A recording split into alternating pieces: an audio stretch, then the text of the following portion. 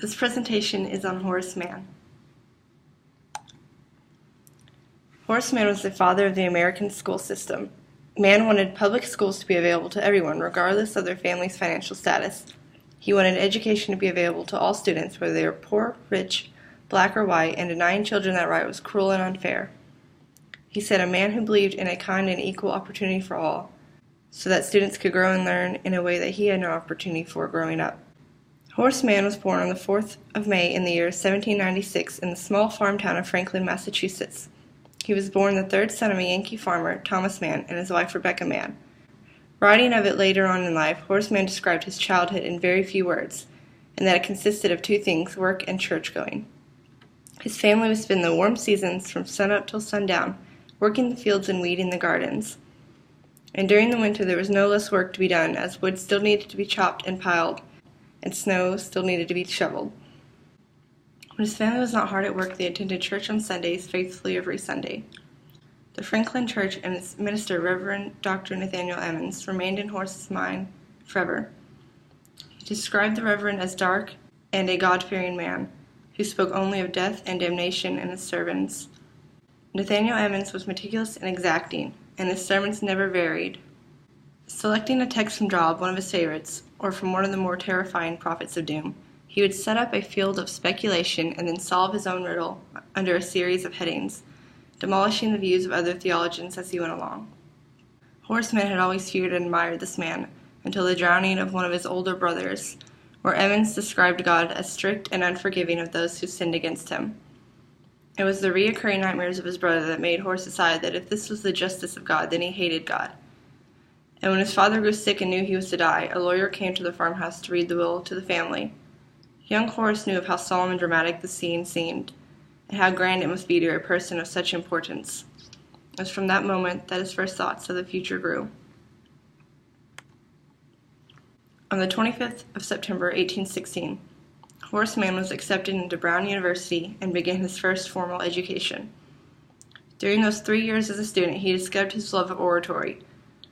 For on July 13, 1819, Horace Mann was orator at the final examination dinner of the senior class. Soon after, he was accepted into the law office of the Honorable J.J. Fisk of Wrentham. But being a man of little patience, less than a year later, he instead took a job as a tutor at Brown University, where he stayed for 2 years. After those 2 years were up, he went home to Franklin in 1821, and in February of 1822 he set out west towards Litchfield, the law school there.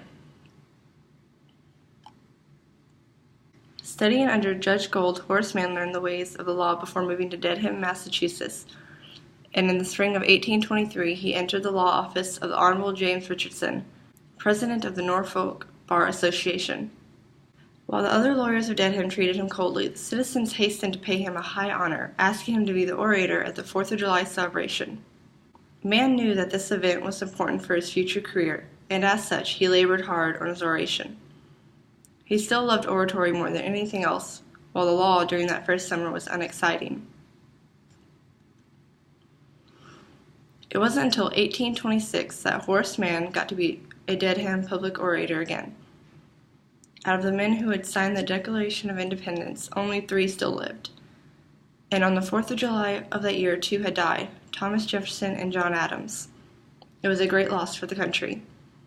Adams' son attended a eulogy in Dedham pronounced by Horace Mann, and he greatly praised this man more so than any other. This was the point in Mann's career at which he turned in the direction of politics and public life. In 1827, only 4 short years after becoming a lawyer, Horace Mann became a representative in the State House, swearing in all sincerity. He felt intense pride that the son of a farmer could become a maker of laws. Although newcomers to the legislature were expected to be seen but not heard, Horace took no time entering into the discussion. It was noted by the way he carried himself in office that he cared more for his convictions rather than for political caution. At this stage, Horace Mann was not only for religious freedom, but he also believed in railroads as the coming of the technical age. In 1827, Mann kept the manuscript of his first long, carefully prepared speech in favor of railroads. He pointed out that Massachusetts, his home state, would greatly benefit from the railroad system, as they relied on their sister states for nearly everything. Absorbed in his new political duties and charmed by the big city of Boston, Mann pulled away from his social life in Dedham. Later on, he proposed to Charlotte Messer, a childhood friend of 13 years. After much courting and many letters, the couple was married on the 29th of September, 1830. They settled down into a quaint house in Dedham that Horace had rented and furnished ahead of time.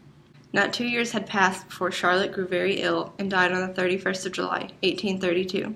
The loss of his wife becoming all too painful, he sold most of their household belongings, while giving some of the more important items to Charlotte's family and spending the money on law books for his library.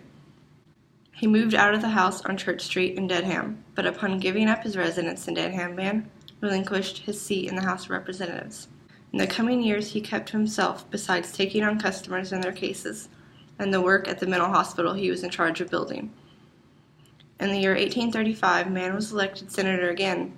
This time he was man of Suffolk now instead of man of Dedham. He again worked towards bettering the conditions of the lunatic hospital of Worcester and education.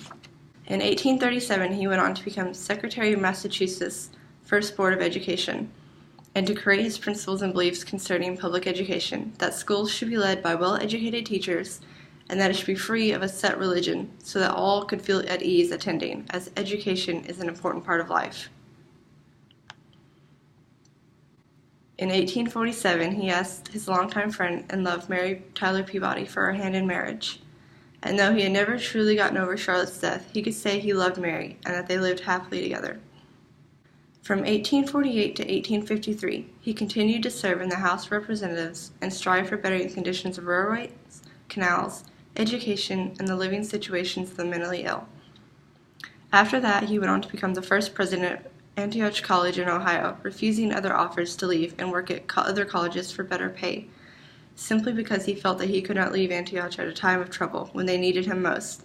When Horace Mann fell ill with milk sickness, he laid on his deathbed, offering advice and words of counsel to friends, students, and even strangers that came to see him. In his last moments, his wife Mary sat by his side and held his hands until the ringing of the college bell announced his death on the night of August 4th, 1859. He was a great man in life and even in death, having significant influence on education and those that strive to better it.